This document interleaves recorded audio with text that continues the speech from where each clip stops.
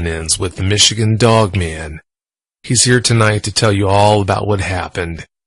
Dave, welcome to Dogman Encounters Radio. Thanks so much for coming. How are you? I'm doing great up here in northern lower Michigan. For starters, Dave, please give us a bio on yourself.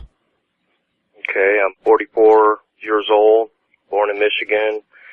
Was in the Marine Corps for 4 years after high school. For about over a year now.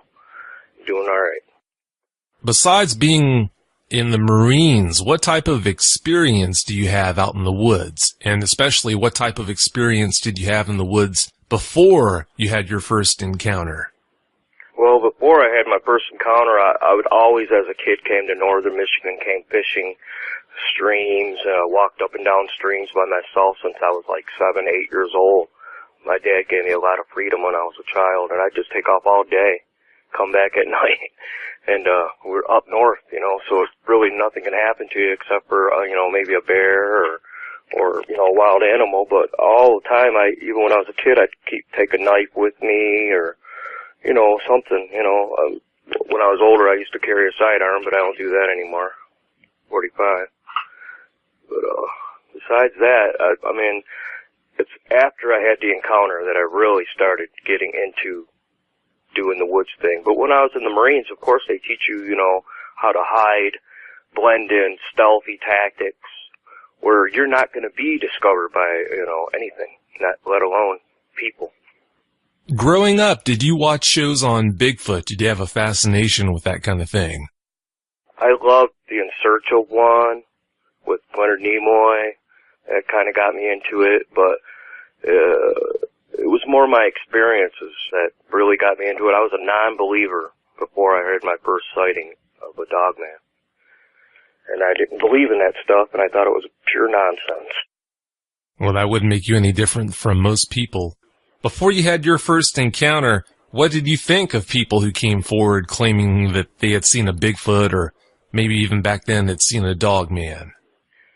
I kind of want to believe them, but, I would thought they would have been discovered by now, with all these satellites they have out nowadays, and, at least the government would have knew about it, which is, kind of one thing I've discovered is that the government does know about it, and, they don't want us to know for some reason.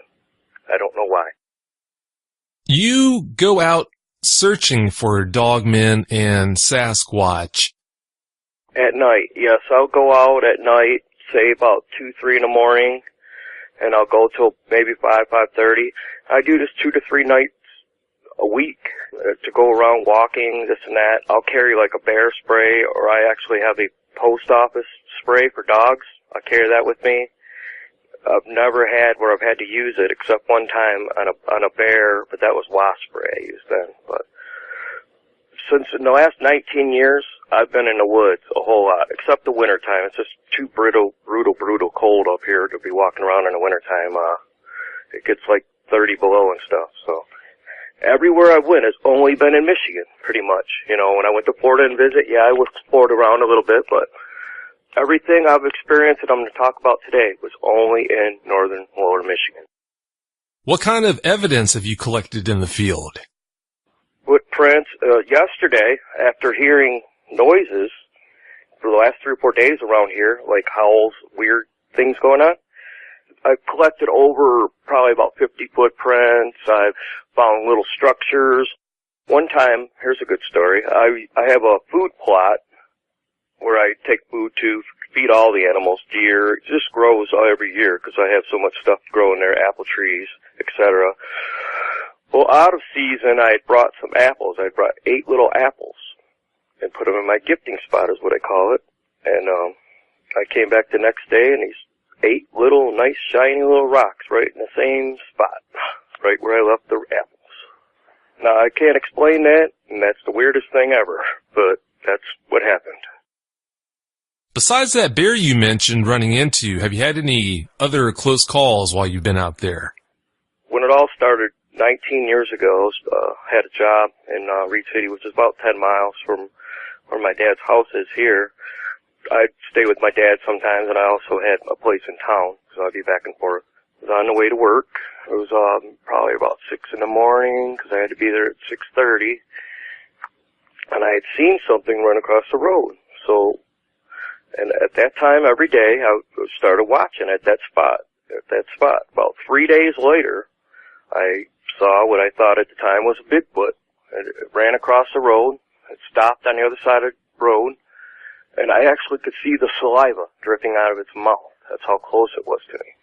It stopped on the other side of the road, looked at me. This was a dogman, which I discovered later because it had the snout, had the ears, smaller legs. It had not human-like feet, but almost like dog-like feet, but big. And I really got a good look at that one. That was the first time I had ever seen any animal, anything like this, and I was just freaked out. I didn't even know how to act. I pulled over the side of the road in my little 82 Chevette, is what I think I was driving at the time. This was in July of 95, and it was really near Reed City, which is ironic because there's been a ton of sightings in Reed City for dogman, which is 10 miles from where I live. I mean, a lot. More than anywhere, as far as what I could see online, more than anywhere in the world. It's been 10 miles from where I live. So, there's a lot to discover out here. It's so rugged, there's no people around. Everything around is woods and corn. There's hardly any even towns. The nearest big cities are an hour away. So, it takes an hour to go to Walmart around here. That is pretty remote. The last times I went out at night, 4 nights ago, I discovered a big pile of poop. So I took a picture of that. I know it ain't bear. That's one thing I just found recently. And also a few footprints, weird footprints. Giant dog footprints, I call them. Did you measure those footprints? I can. They're still there. Huh. Interesting. If you don't mind, please get back to me on that to let me know how big they are. I'll bring a tape measure out and I'll get out to that spot sometime today or tomorrow, something like that. But I took pictures and I could actually compare the pictures to the ground where it was and get a measurement if they're not there. Because it has been raining the last few days. But the howls around here have gotten really intense lately. They sound like a wolf, basically. And it's all night. But it's just recently right here. Are you pro-kill or anti-kill? Well, I don't want to kill one, but if I was attacked, I would defend myself and kill it if I had to. Now, I've never been. I've encountered, the first time I was in a car, so I don't really count that one, but I've encountered lots of things in the woods, including bears. If they don't attack you, there's really no reason to try to kill one for science. I understand what people are saying about, hey, we need to kill one for science and all this stuff, but I think eventually it's going to be found anyway because it is out there. I guarantee everybody out there listening right now, the dogman is out there and Bigfoot is out there both. And I'll swear on a stack of Bibles, a lie detector, anything I had to do, because I'm not crazy. I know what I saw. And I've been doing this now for 20 years, 19 years. So it's not like I had a job. This is what I've been doing. That and raising a family, pretty much. That's about all I've been doing. So I think I kind of know what I'm talking about a little bit. I'm not an expert by any means, but I'm not an amateur either. I'm in the middle somewhere. Which one was your first encounter? You said you had encountered both a dogman and a Bigfoot. The dogman was 19 years ago, okay? But at the time I thought it was a Bigfoot. You know, I didn't know what even know what a dogman was, you know, and I remember it had ears and a snout like a dog. And that was 19 years ago, and that's what I saw first. When it stopped on the other side of the road, okay, it moved like a ninja. I mean, for something that weighed 400 pounds, it moved like twice as fast as you and me. And it was just it just stopped right next to a tree. And it was just the most amazing, I can never ever forget it. It's just, wow, it's just an experience you can't even describe really. It's just, the feeling you have is like, wow, I just saw something that doesn't exist. you don't know what to think. So, and there was no guy in a suit for this one. I was close enough where if I would have wanted to, I could have ran it over with my car, I think. So I pulled over to the side of the road and looked at it. It stopped. It jumped over the road with 2 steps. So this is it's a highway, 2-lane highway. It only stepped on the highway 2 times before it got to the other side. Stopped, turned around, looked at me, let out like a sound, like a grrr, run a growl, I guess. And then it went over by that tree real quick and stopped, and it finally took off and started heading towards the woods. You know, there's these rails to trails all around this area, and I believe they use that at nighttime to go around because there's no houses by them and they're very secluded. They were railroad tracks, but now they're trails for people to use RVs during the day and bicycles and stuff. So when you had this encounter, your windows were down on the car, I take it? About half. So they were cracked. I had them actually down a little bit. I'll bet you wish you'd had them all the way up, didn't you? Oh boy. Yeah, I had the crank windows, not the electric. But now, when I go in the woods, I go with no fear. I mean, I used to be terrified of going back in the woods after I saw my first encounter, but I think if you go into the woods with a fear in you, that fear will be around you like an aura, like, hey, he's scared of, whatever, and all animals will pick up on it. Bears, the fear, how dogs can sense fear. It's the same thing with most animals is what I've discovered. And I'm not calling Dogman, Bigfoot an animal. They are somewhere in the middle between a human and an animal, in my opinion, and maybe more advanced than us. So that's another subject here. Yeah, there's a lot about them we just don't know, that's for sure. Now, backing up, Dave, the morning that you saw that dog man, let's get into the particulars of what you saw. How tall do you think this dog man was? It was approximately 7 foot tall. It had smaller legs and if you watch like a picture of a Bigfoot, the thinner legs, its shoulders were not as big. Between 350, 380 pounds, 400 maybe. But it moved like it was a 100-pound man that was a track athlete. It was pure muscle. You could actually see muscles bulging out of the hair, that's how close I was. I had my headlights on, and it was just getting light there, and went on my way to work, and it's just, I can never forget it. It's just something that just sticks in your mind forever. It just, when I first saw him, he was in the middle of the road. He stopped at the other side of the road, turned around, let out a sound like, "Arr!" really loud, and then went over by a tree about another 20 feet, just looked at me. His eyes were like a reddish color, I would say, glowing like a whitish reddish. It just was amazing, the way it moved, how big it was. I mean, I'll never forget the ears sticking up, like almost like a dog, like maybe German Shepherd, the ears, and then it had a snout on it, but it was walking on 2 legs, and it was pretty intimidating. If you saw that in the woods, you would definitely be scared, even though I don't know if you should be scared, but I mean, I'm sure it could kill you if it wanted to in 1 second, but I don't know if they want to all the time. That's the whole thing. Now, talking about its leg structure, Dave, did it have legs more like a canine or like a primate or a hominid? It was kind of a combo to me. I thought the feet didn't have toes like a person, more like dog feet, but there was hair all the way down its whole body, even on its feet. But didn't look human-like feet for the dog man at all. I mean, it looked more like big dog. They weren't round, no, either. They were kind of longer, like a human feet, but they didn't have pronounced toes. I mean, I couldn't really see the toes as good, maybe, but it was a little dark. But from what I saw, it looked more like dog-like legs than human legs to me. But I could be wrong because I wasn't really looking at the legs so much as I was looking at the big teeth and head.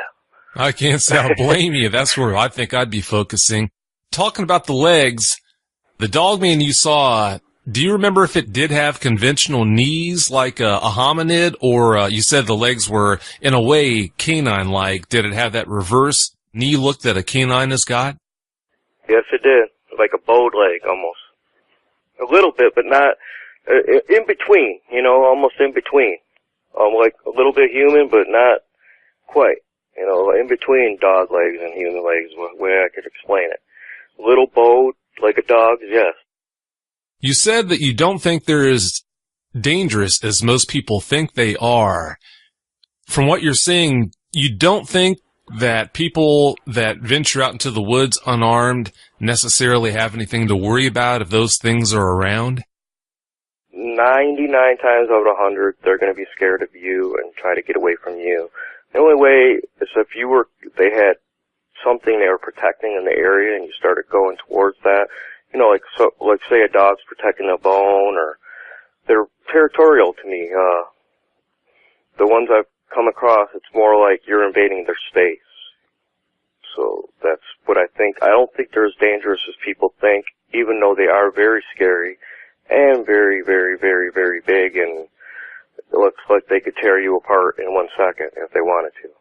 So I think a whole lot of more people would be dead if they was out there trying to kill people. That's what I'm saying. Since you had both a dogman encounter and a Bigfoot encounter, how did those two encounters compare? The dogman was totally way more intense. It was my first one. It was changed my life, changed my way of thinking about how I am, what's on this earth. The second one was at night, and I wasn't by myself this time. I was with my cousin Ron. We had been working on cars all day, and he wanted to take a break, go out to state land, drive his truck out there like we've done 20, 30 times. And then we went out there and we're having a couple, have a couple beers, sitting around in the car. Of course, that's totally illegal, but hey, we're in the middle of Michigan where nobody cares. So, and it's state land, and it goes a little private road back to our houses. So anyway, we're sitting there in the car and got the car off, got some radio on a little bit, and next thing you know, and a big old something's in the wood, because we could see, because we had our parking lights on, not the headlights, but the orange ones. You go in there and we turn them orange lights on. You could see pretty good round, about 20, 30 feet. And it was also a full moon that night, so you really could see a little better. And this was in about 2003, in August 2003, this happened on state land. It came out, a Bigfoot, is what I would say it was, because it didn't have ears, didn't have a snout. It walked on the side of us, and I must have seen the lights or this or that, but it never got close enough for me to really, really see it really well, but I could tell that it wasn't a person, and it wasn't a guy in a ghillie suit. I mean, it was probably 40 yards away, 50 maybe, but we just stayed there in the truck. We didn't go anywhere. We didn't have cameras on us or anything at that time.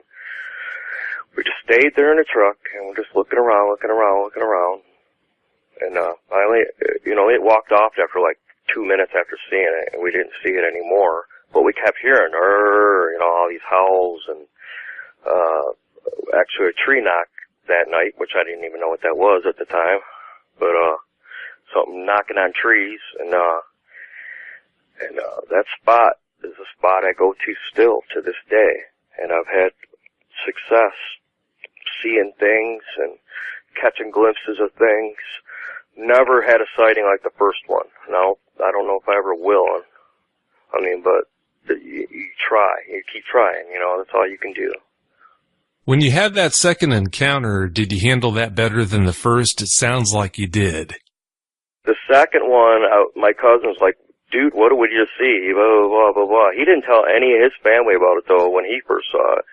And, but the second one, I wasn't even scared. Almost like, that was nothing to me.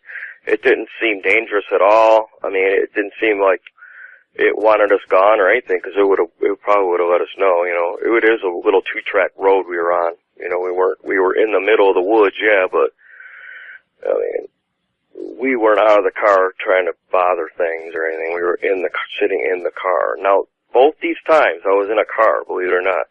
The other couple times is when I would go around at night, and they can hear you so much when you're walking around. They know you're there. I mean, there's no way they don't know you're there. I mean, when you're walking around at night, you're at a very, very big disadvantage. Big time.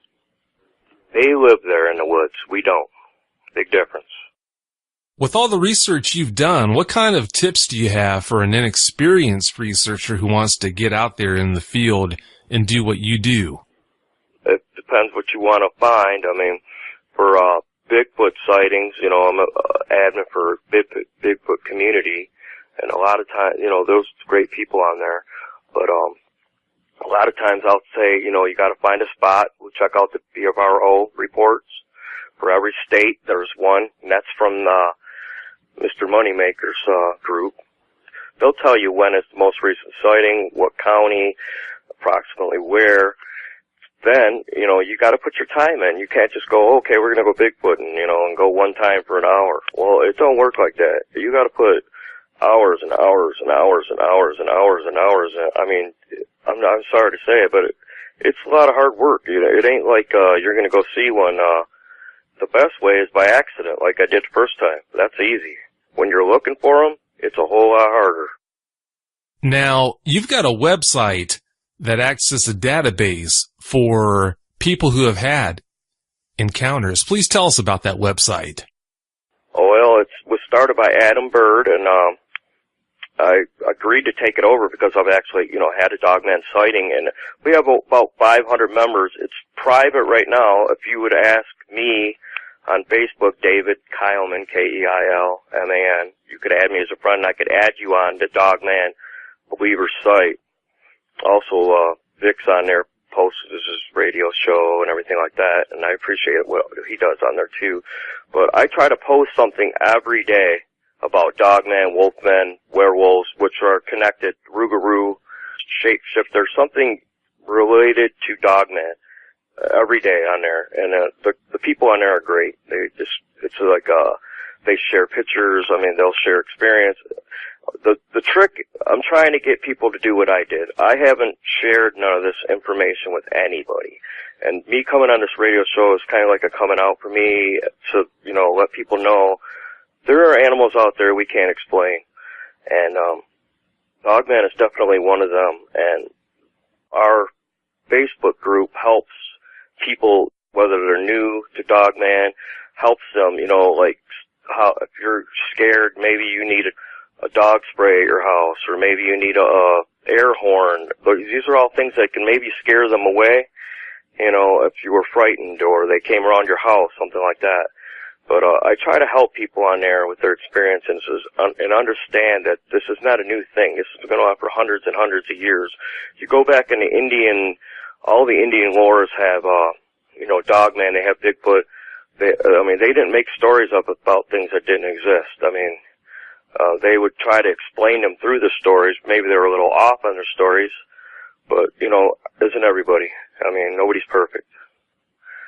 A lot of what's going on today can be explained by going back through Algonquin legends and Cherokee legends and a lot of, you know, Native American, I call it Native, is what I'm part Algonquin Indian as well. I don't consider myself an Indian. I'm a Native, you know, that's what I call it, part Native, whatever you want to call it. But they've always been out there for hundreds of years. It's just now that people are starting to realize that, wow, there's something out there. You know, I don't know if it's shows or what, but people are starting to realize now.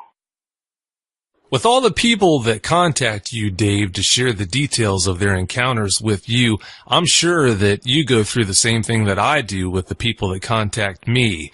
It seems like a strangely high percentage of them have the impression, before they talk to you, that they're the only ones on Earth that have ever encountered a dog man. Do you notice that also? Yes, they're very, very rare. And you know, when people say, wow, I saw this guy and this with a snout and ears, and I know exactly what they're talking about, and I'm there for them. If anybody out there has seen anything, please contact me, on my Facebook site, or just add me as a friend. I'd be willing to help anybody out there. I'm not doing this for money. I'm not doing this for fame. I'm just doing it to simply get it out there that these creatures exist. And, you know, I don't know if they need to be protected by the government. I don't agree with that either. People can't find them now. How are they gonna, bother them if they're protected? So, it's just, they are out there. Some of these newer people that have seen them, and are scared of them, you have every right to be. But there are things that, you can protect yourself with, like a dog spray, and I'm sure their ears are way more sensitive, so like an air horn, loud sounds. They hate loud sounds. I know that for a fact. So, but they're attracted to music from a distance, but they only get so close. But, these new people, that have new sightings, you're not alone, okay? There's thousands of people that have seen the Dogman. There's hundreds of people just in my area in Reed City, Michigan, that have seen the Dogman. This is not uncommon. Look it up. Reed City, Michigan, Dogman encounter. It's all over the internet. This is one of the hot spots in the whole world. It's right here in Osceola County, Michigan, right where I'm at right now. Yeah, that place does seem to be like the Vatican for Dogman activity, no doubt about that. When an eyewitness contacts you, Dave, to share their story with you, what's your main goal that you want to accomplish when someone like that is shaken up by the encounter and they contact you about it? Well, I always say I saw one 19 years ago, and I've got to see one again, but I was wrong, because not only like a week ago, I think I've seen another one, but the point is, it's rare to see one. For them to present themselves, there had to be something going on. They came up to your car, and you were in your car. That's so lucky of you to see them. You should feel blessed. To see these animals, to see these creatures. I would say, if anybody was to do anything, please try to take one alive, not dead. You're not going to learn nothing from a dead animal. So that's my advice. To take one alive, how would you recommend doing that? Because when you look at the obstacles you would face, it would not be easy. Yeah, it would definitely not be easy. I'm not actively trying to do this, by the way, for my BC people there, but I'm not going to try to tell people how to capture a Bigfoot or a Dogman, but this is what personally. You go to your spot, you have your food out there, I always turn my cameras off, believe it or not. I don't know if they can hear them. When I'm not at my building, I turn them on, but when I'm at the building, I turn them off, because there's a building I have it with a food plot in the middle of the woods, okay? There's nothing around, not even electricity there. So I use solar, and the best thing to do to capture one, in my opinion, is to give them something in food, okay, and make them get knocked out or something like that. But they have to take it, and they have to trust you first. You'd have to betray them to capture one. You see what I'm saying? They've built up a little bit of a trust there, I believe. What's scary about that idea, though, Dave, is, as you know, it's not uncommon for them to be seen running in packs, more than one. Yeah, more than one, right, absolutely. I've never seen more than one together myself, Bigfoot or Dogman, either one. But you got to realize these beings are so rare. Just see one once, you're blessed. For me to see one 3-4 times is amazing. It's really amazing. It really is. You have had 3 to 4 encounters with Dogman, then? 2 Dogman, 2 Sasquatch. Oh, okay. I didn't know that. Tell us about the second encounter for the Dogman. I was putting out bait, apples, for bow hunting. I go bow hunting every year. I kept hearing coyotes. Yip, yip, yip. You know, the coyotes.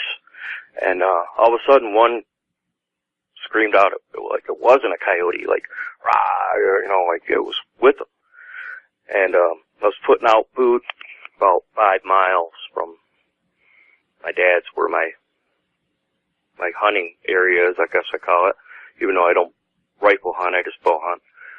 But, and there's a lake there, and that was a faraway glimpse, but I could actually see the ears sticking up, and it was with coyotes, like 3 or 4 of them.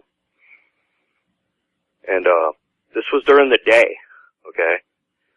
So I've never heard of one during the day before like that, but it happened. This was, in 2010. So. Was it on all fours when you saw it with the coyotes, or up on 2? It was. And then it got up and it ran on 2. I don't know if they go on all fours, just, that's something I was going to mention. Very, very good question. It was running around on all fours, and then it stood up and it ran on 2. I mean, but it was far away, but I could actually see that it stood up and ran away on 2 legs, which was kind of weird. When I first saw the dogman the first time, it was on 2 legs the whole time. And the second one didn't appear as big as the first one, either. Maybe it was a younger one or something, I don't know. But the second one was so near to here that I don't even like telling people, because, you know, I don't want my kids scared, and, oh, I'm not going to Papa's, Bigfoot's there, you know.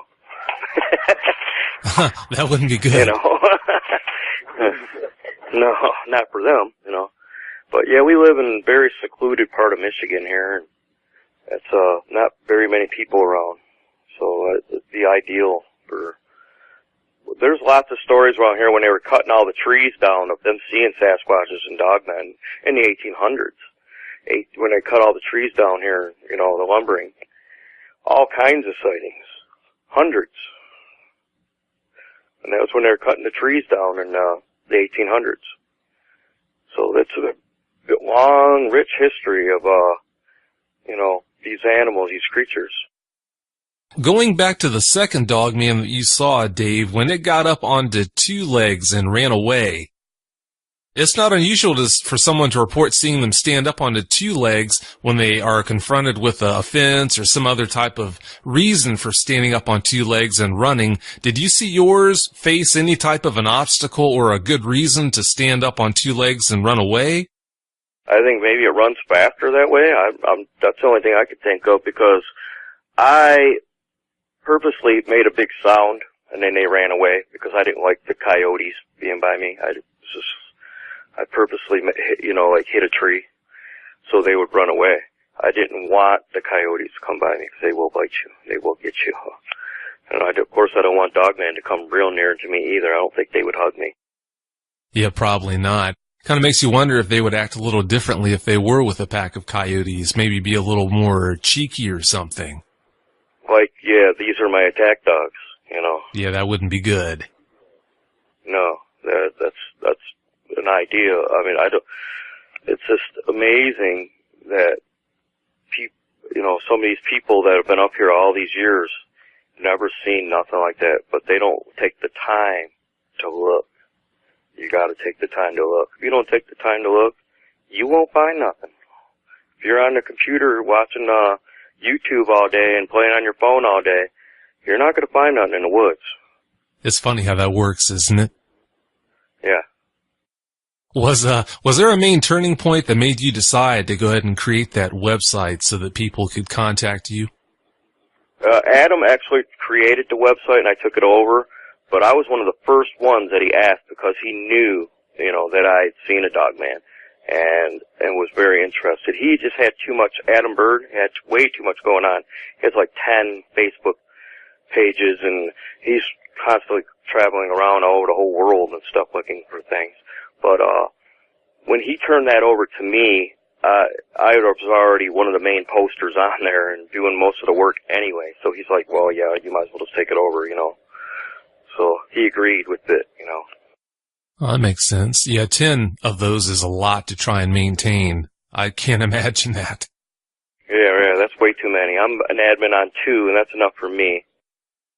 It always amazes me. Well, it shouldn't amaze me, but so many people that come forward and share their encounters with you had the impression that there was no one, no place to go to unload the stress, the load that they've been carrying for however length of time it's been since they had their encounter and when they finally get to talk to you about that. It's good that they know that there is a Dave Kyleman out there, that there's Victor Cundiff out there to talk to, that there are places like your website where they can go and just hang out and talk to other Dogman eyewitnesses. It's important that they know that. Yeah, it is a secret site as of right now, so you will have to add me as a friend before I add you to the Dogman. Some people go on there just to cause trouble, and I don't want that. So I want to actually screen every person before I add them.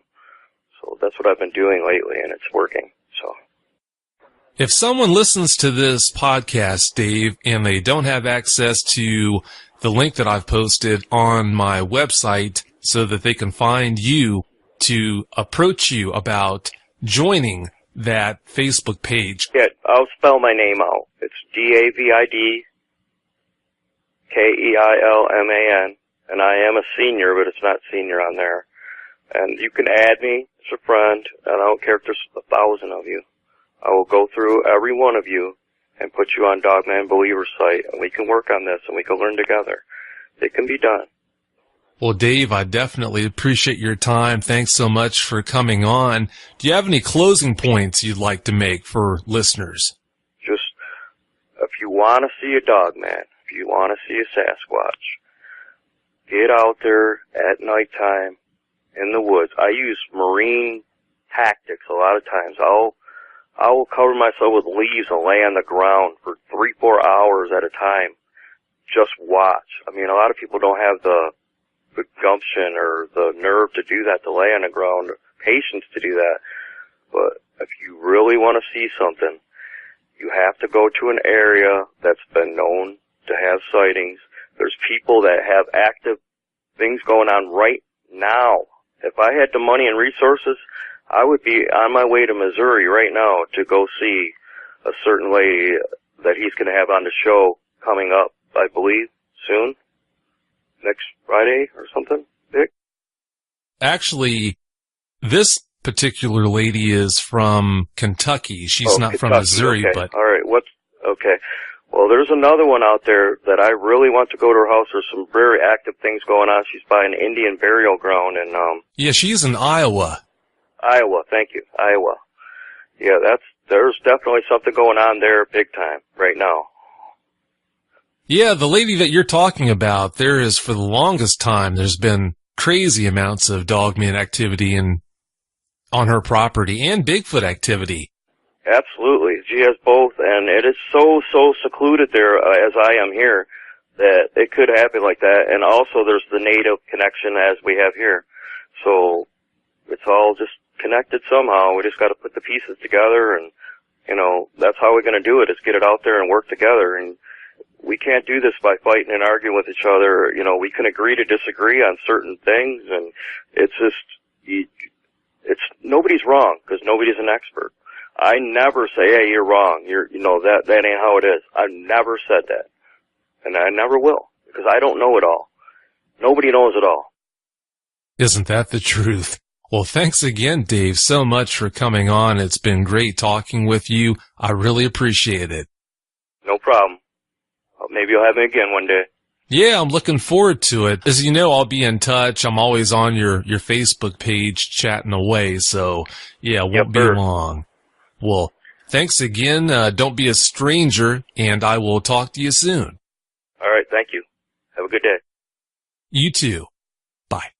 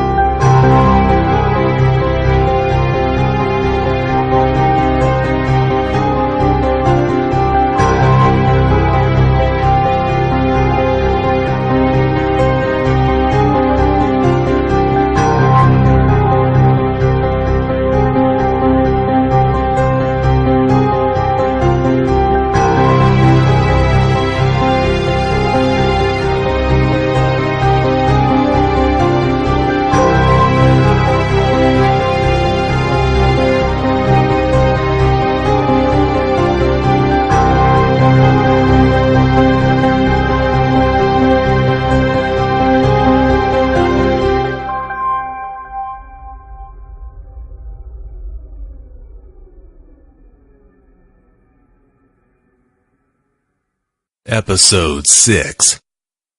Hello, thanks for joining us for this special Wednesday night episode of Dogman Encounters Radio. I'm Vic Cundiff, and I'll be your host as we listen to eyewitness encounters involving one of the most terrifying cryptids, dogmen. How many times have you been in the woods when you would have sworn you weren't alone? You would have given almost anything to know for sure if there really was something out there watching you, or if maybe it was just a figment of your imagination. Our guest tonight, Richard Eady, has an unusual knack for seeing things in the woods. He's here tonight to talk about that knack as well as the dogman encounter he had years ago. Richard, welcome to Dogman Encounters Radio. Well, thanks, Vic. Thank you for inviting me. You've got a lot of knowledge to share. I'm really looking forward to hearing about all the good things you have to say. I found out about you and your knack for noticing things in videos. People send you videos, I've noticed, to have you analyze them, and it just shocked me how many things that you notice that were in these videos that the people who sent them to you had no idea about. Well, thank you. I appreciate that. I just, a knack it seems I have. It's funny how so many people just live their day-to-day lives ignoring what's around them. They have their thoughts on other things, everything but what's right there in front of them. Have you always been so observant, or is that something that you had to develop over the years? I guess I've just developed it over the years. I see things that other people don't see. I can't explain it. To get the point across that you do know your way around the woods, please tell our listeners about the time you've spent in the woods and how you came to be so knowledgeable about it. I was born and raised on a small farm. It's a very lightly sparse populated suburban area. So I was always out in the woods when I was a kid and doing my research. Well, I do Bigfoot research mostly, but I'm open to all aspects of it, everything else that goes along with it. I'm not just looking at one thing, one creature. I'm looking for everything. That's how I've come across seeing the dogman at one time. When you were a kid, did you have an interest in Bigfoot or things that go bump in the night? No, actually I didn't. I saw one when I was a kid, about 12 years old, but I thought it was a bad dream until I was in high school. I happened to see a picture of one. So I wasn't interested in any of that. Didn't know anything about it. Back in the 60s, you didn't have the information that you have nowadays. Before you saw that Bigfoot when you were 12, did you even have an idea that they were out there? No, sir. None. You mentioned your dogman encounter. Please tell us the chain of events that led up to you being at the location where you had that encounter. I researched like I used to squirrel hunt back when I was young. I used to hunt all the time. And when I squirrel hunt, you take a few steps and then you stop and listen. And you take a few steps and you stop and listen, and you pay attention to what's in front of you, behind you, all around you.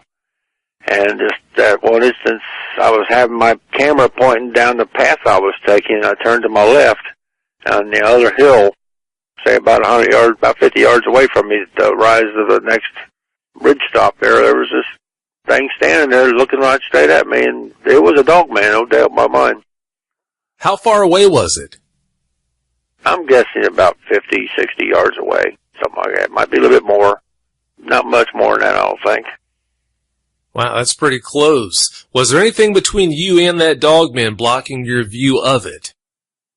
No, Vic, there was absolutely nothing, just air. Of course, I'm in the forest, but there was a gully and then back up and then the hillside, the hill right there, so there was absolutely nothing in the way of me seeing it. I seen it clearly. Now, what time of year was this? I'm thinking it was early fall, just about this time of year right now. Bright, clear day. When you saw this dogman, had it already noticed that you were there and it was standing there watching you? I guess I caught it when it was walking or something. I don't know, because when I turned around and looked at it, it froze. Straight, just froze solid, still like a statue. but I could tell it wasn't a tree or anything because I could see the ears sticking straight out from its head, and I could see the snout, I could see the legs, I could see everything. But the moment I turned around just for a second, because whenever I see something like this, you should keep your eye on it, but at the same time, you don't know if this is a setup and there's something getting ready to attack you from behind. So, just like all the creatures, when you see one, pay attention, especially behind you. Really listen. And I heard something like a stick snap or something, and I turned my head.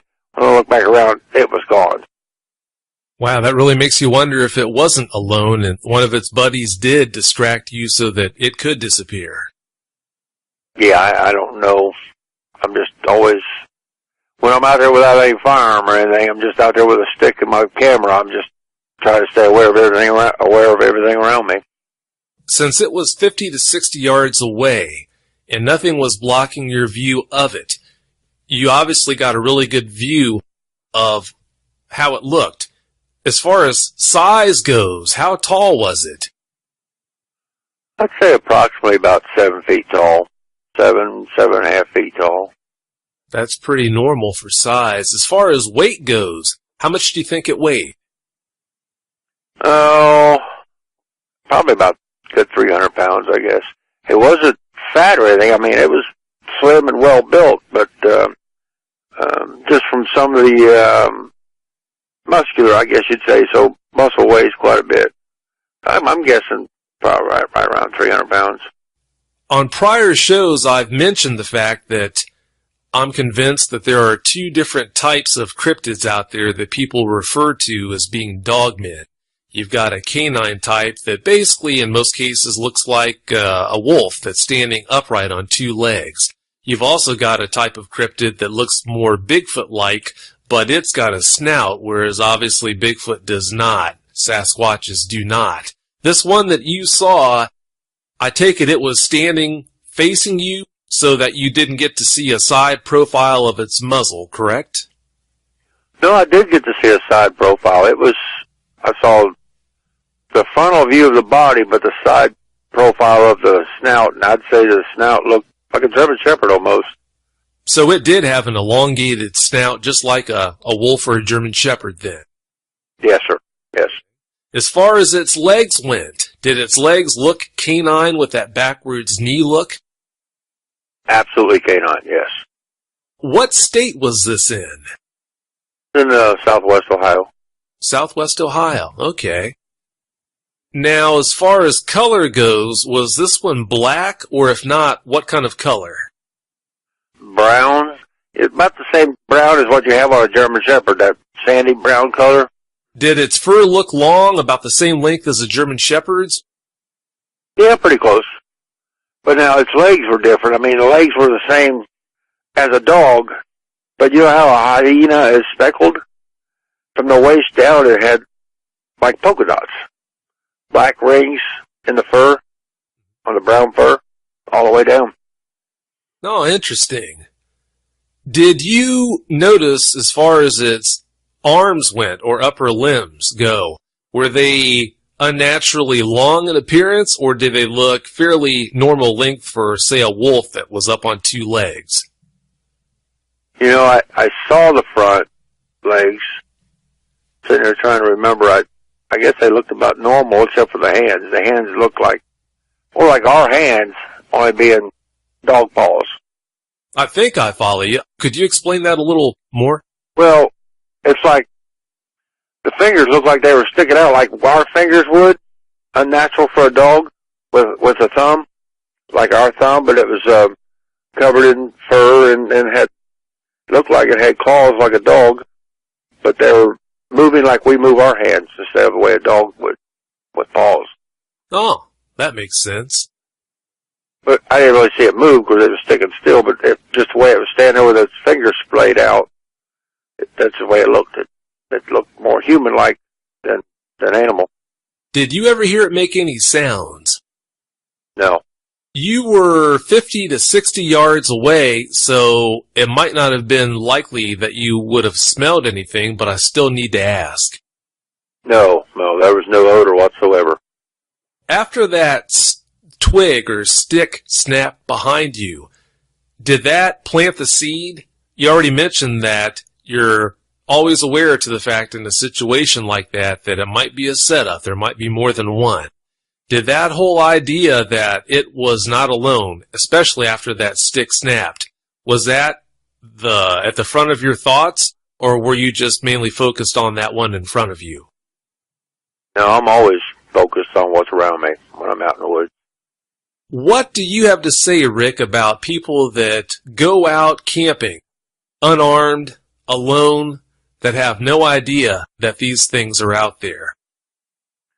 Well, even just for the animals that are in the wherever you're camping at, you can get online and find out what the natural habitat and the natural animals are. I'm sure you have some type of predators. You always need to safeguard and think ahead. It's like I talk to rangers quite often, let them know what I'm doing, let them know I'm not a kook. And they all agree with me. I go out, I don't always go out with my backpack, but even when I do go out, I have a belt type arrangement where I keep fluids with me, a compass. I keep 2 compasses. I keep fire starting material. Of course, I smoke, so I always have a lighter, but I always carry an extra lighter, 2 extra flashlights, batteries, and of course my cell phone. You always got to think ahead, because if you're out there in the woods and something happens to you, or you can break a leg, or something happens if you got a companion with you, you need to be able to think on, are you going to be able to carry them out, or are they going to be able to carry you out, or, you always have to think about that. And then, as far as weapons, you always got to think about that too. What are you going to do if you confront a bear? Do you have bear spray, or do you have a horn, or do you have a weapon? You have to think about that. Things that so many people never even consider before they head on out into the wilderness, and that's a shame. After you had that one encounter with the dog man, have there ever been other times where you think you might have been in the presence of one? No, not really. I've seen some footprints that I thought were rather large for a dog. Good 4 inches across. I've seen that in the general area. And they were only just 3-toed. There was no paw print in the back, so I thought that was really strange. But that was about it. After you saw that dog man standing over there looking at you, how did that play out? Did you head for the high country, or did you stand there until obviously you turned around and it was gone? Did you head that direction to look for prints? How'd that play out? No, after seeing that thing, I'm not, especially with no gun or anything on me, I'm not too big on looking for it, I didn't want to tangle with that thing. But I sat there for a while, stood there for a while, laid up against a tree and tried to blend in, and just stood still and see if I seen any movement or anything that would catch my eye anywhere around me. I never did see anything, but I was trying to be incognito in the woods and see if something would try to sneak around or poke its head out from a tree and look at me, and nothing ever came about. Did you, later on down the road, ever come back there with a friend or with more protection and look for evidence or anything? I never did. I've been back there with different people, and of course I had protection. Actually, I forgot about it. It seems like, I don't know, I have a hit-and-miss memory, seems like. Things that I try to remember, I can remember, like that right there, but since I mostly focus my research on Bigfoot, I took that dogman encounter as just another strange creature that I come across in my research. Yeah, I don't think you're ever fully prepared to see something like that.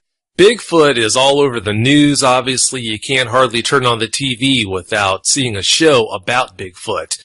But since Dogman, as you know, just does not get any attention, it seems like, when you do run into something like one, how can you not just be floored by it? So that's understandable.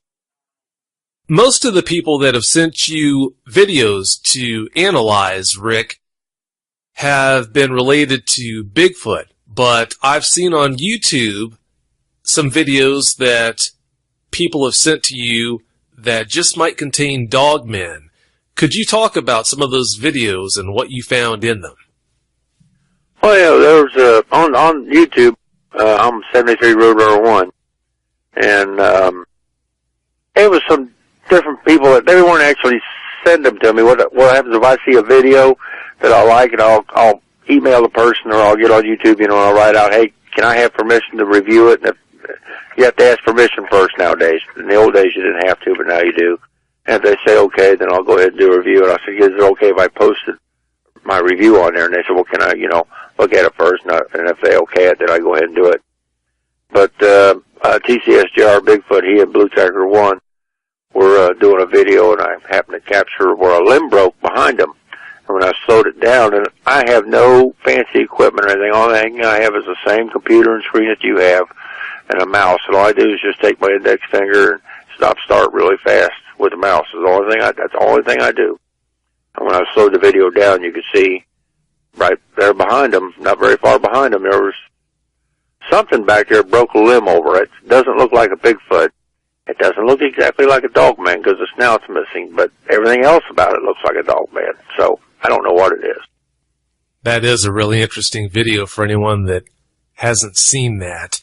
Like Rick mentioned, if you go on to YouTube and do a search for his name, his screen name, you'll see that video and plenty others that are very interesting just like that.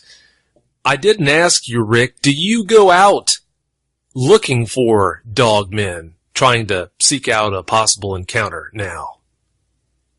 No, actually, I don't look for dogmen. It's there's so much. Bigfoot's rare enough as it is, let alone dogman. I just figured that's just going to be another chance encounter. But now, some of the Indian people that I speak to online, they say that there's a lot of different creatures that hang around Bigfoot.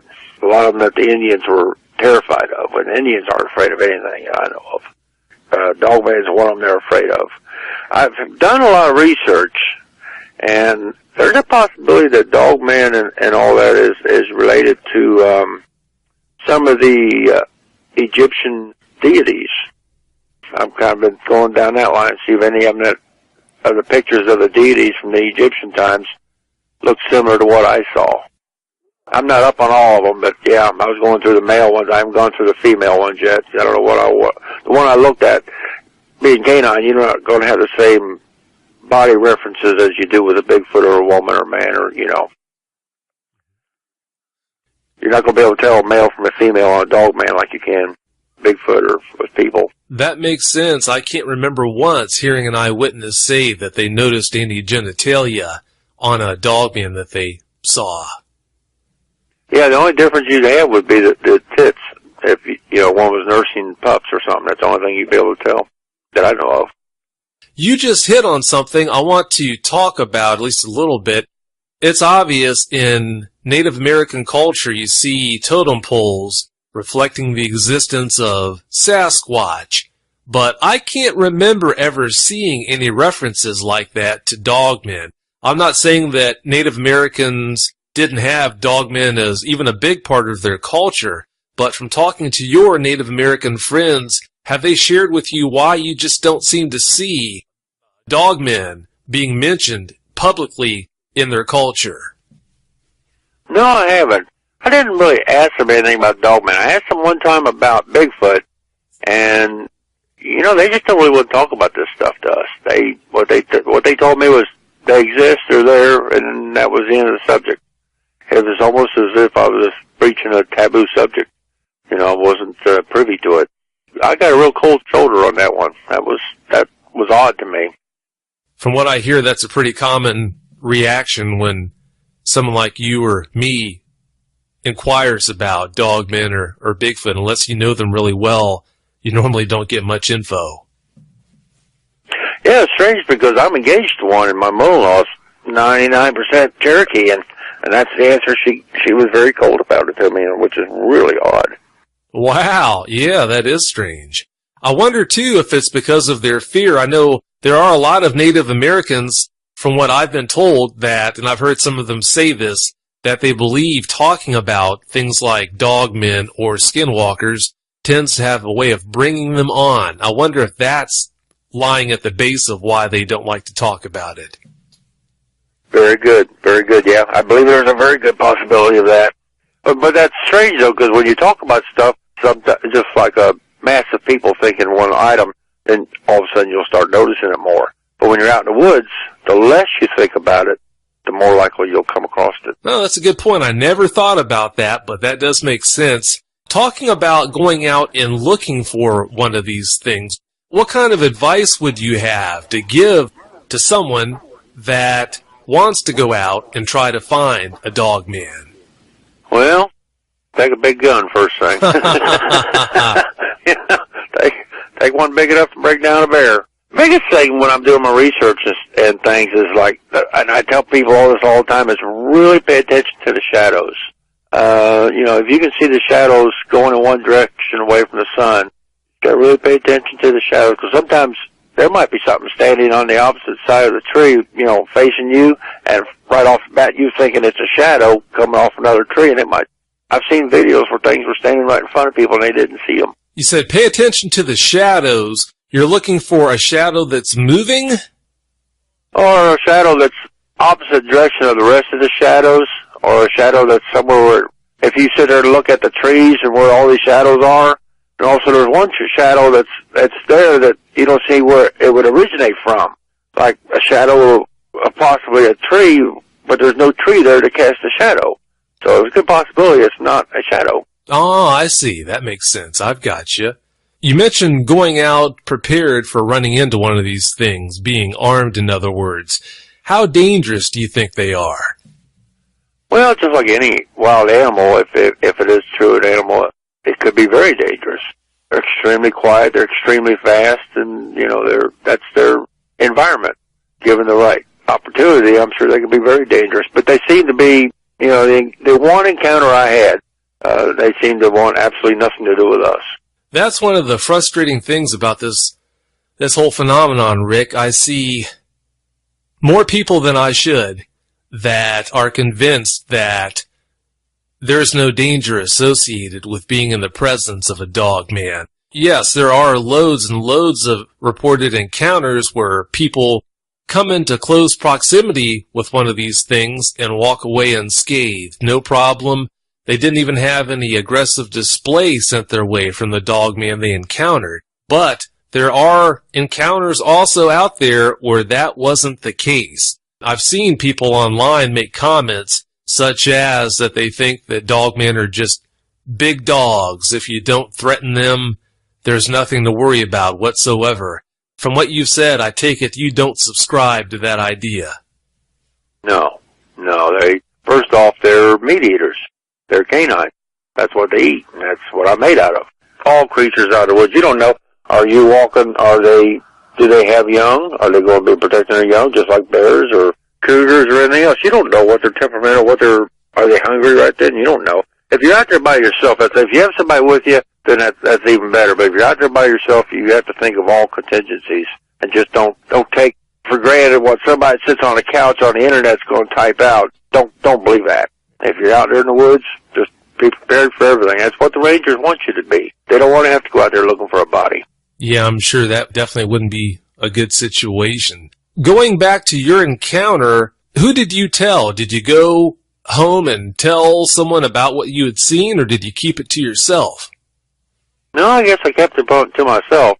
I might have told a few of my YouTube friends. There was like a small circle of researchers. I might have mentioned something to them. Have you ever seen anything like this out there? There's a lot of things I see out there that we really don't talk about that much, because I don't just focus on one straight thing. I engulf the whole spectrum of this research, and dogman is just part of it. Since dogmen seem to be so rare, do you ever think they are ever going to be proven to exist? Given time, yeah, probably. I would say so, because, you might be talking 200 or 300 years. You don't know. It might be 50 years, or it might be 10 years. You never know. You just don't know. There's no way to expect what's going to happen in the future. It comes as a surprise, but there are loads of people out there that are neck deep into this that couldn't care less if they are discovered or officially recognized as a living species. Having said all that, do you care whether dogmen are or aren't officially recognized? No, not really. I know what I saw, and or I have seen while I've been out there. I tell you one thing, though. I mean, I know what I've seen. I don't need no scientist to tell me what I saw or didn't see. But I can tell you one thing, things are a lot different than they were 30 years ago. There's a lot more out there than there was back in the old days. Oh, there are more dogmen out there, you're saying, than what there used to be. Oh, yeah. There's a lot more sign. You see a lot more footprints. Now, it might be because I notice more now than I did, say, 30 years ago. But even, I talk to a lot of hunters, and they go, I never seen anything like that. I've been out in the woods all the time, blah, blah, and I tell everybody, it's like, when you go to a grocery store and you're going to go buy diapers, did you see that sale on toothpicks over there? No, you didn't, because you were looking for diapers. That's the same thing when you're hunting. You're looking for deer, you're looking for rabbit or squirrel. You're not looking for anything else.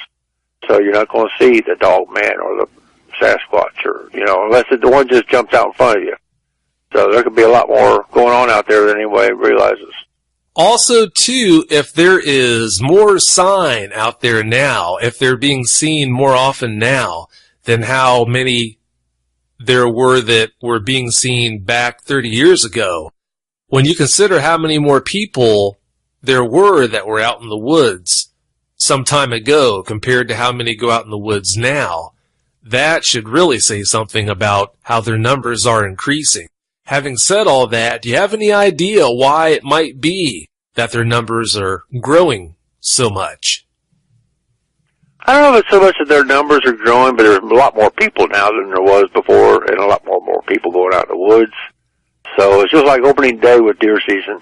The more people there are in the woods, the more the critters out there move around. And the more they move around, the more likely you're going to have a sighting. I didn't ask you, Rick, when we were talking about the whole whether you cared if they were proven to exist or not. I didn't ask you if you were pro-kill or no-kill. I don't really want to kill anything. I did a lot of hunting when I was younger, and I don't have the heart for it now. So, Jane, what was that lady's name? Jane Goodall did the mountain gorillas.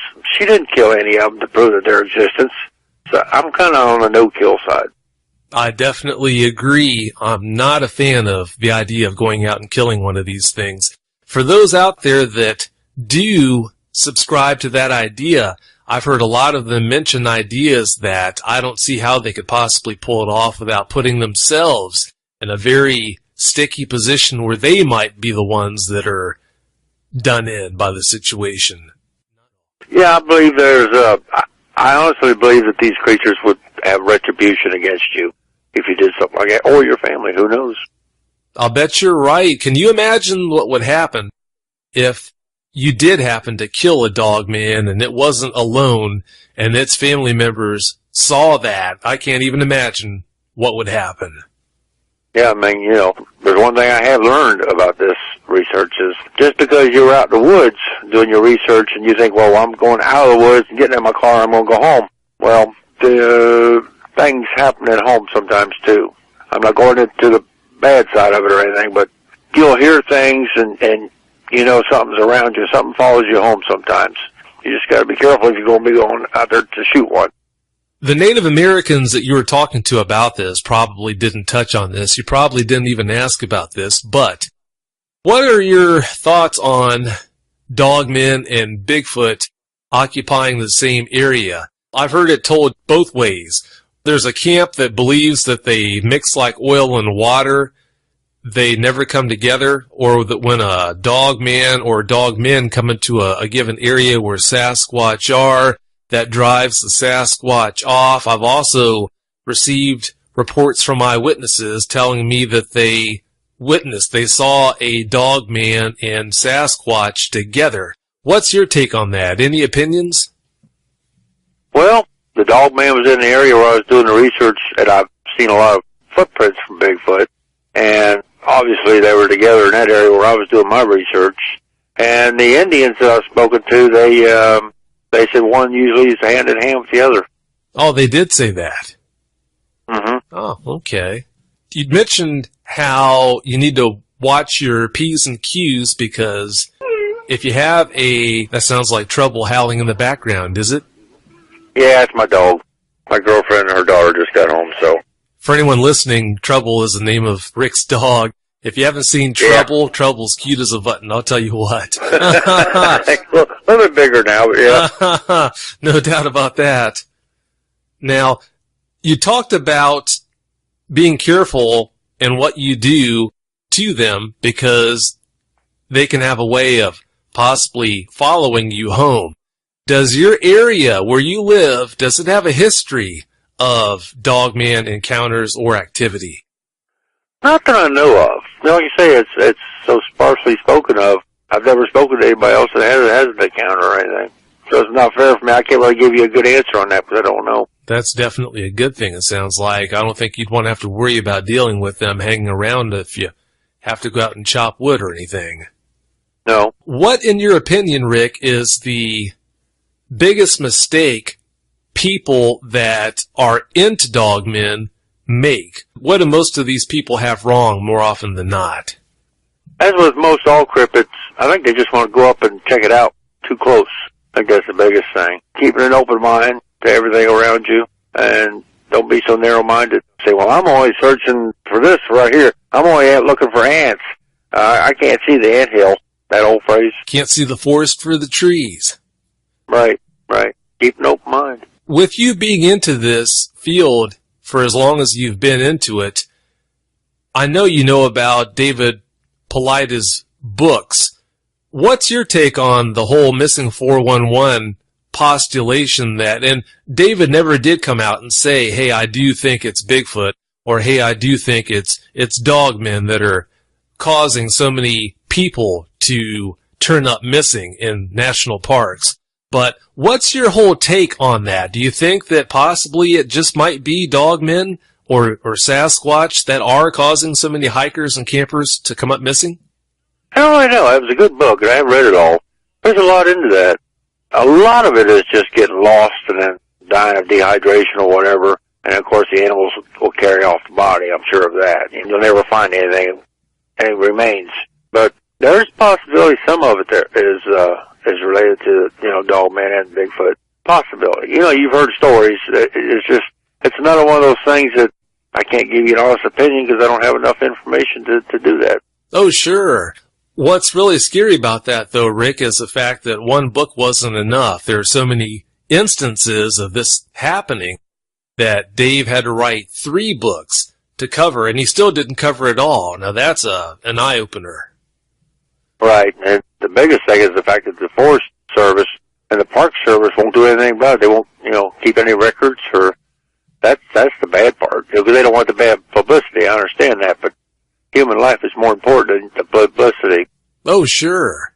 One thing that's always gotten me through this is, obviously this is the case with Sasquatch, but it's also the case, in my opinion, with dogmen. When you live in the city, or even in the suburbs, as long as you're not right on the edge of the city or on the edge of the burbs, it's easy to think that I'm so far removed from where they might be that I've got nothing to worry about as far as them being around. But as you well know, with all the waterways and all the tracts of woods that are still reaching into areas like that, who's to say that in the middle of the night or maybe even during the day when no one's in those woods, they're not coming right in up close to where you might be. Any thoughts on that? Sure, I've seen lots of cases where you can see where something big had been laying down right next to a highway. And I think it was National Geographic, one of them I was watching. A lot of big animals, predators, sometimes live closer to the human population because that's where the food is. People that research crows and that will tell you, the birds will be wherever the humans are because that's where the food is. And I've researched with people that think, well, this animal can't get from these set of woods to the other set of woods. I said, they can cross the road. There's pipes that go underneath the roadways. Even the freeways. People say, well, there's cars on the freeway all the time. Somebody would have said something, well, there's huge pipes where streams run underneath the freeways. They can get around all over the place. They don't need to walk across the roadway all the time. That's a really good point. Something that is easy to overlook. Yeah, these things are definitely all over in all kinds of places that you would not expect them to be. Well, having said that, Rick, in closing, Do you have any final points you'd like to share with the audience? No, just keep no bond and be careful and be safe, and always think about safety when you're out there. Do your research. And everybody says, what do you do if you find one? I always thought about that. I never really knew what I'd do. So you need to think about that too, what you're going to do when you get your evidence. Those sound like really good words of wisdom. Well, Rick, I can't tell you how much I appreciate you coming on and sharing your wisdom with us. I really do appreciate it. Please don't be a stranger. Well, I appreciate your invite, and I appreciate the time and enjoy the time we've spoken with one another, and hopefully we can do this again sometime. Oh, I'm looking forward to it. Thanks again so much. Well, you have yourself a great night, okay? All right, you do the same, and thank you. Thank you, sir.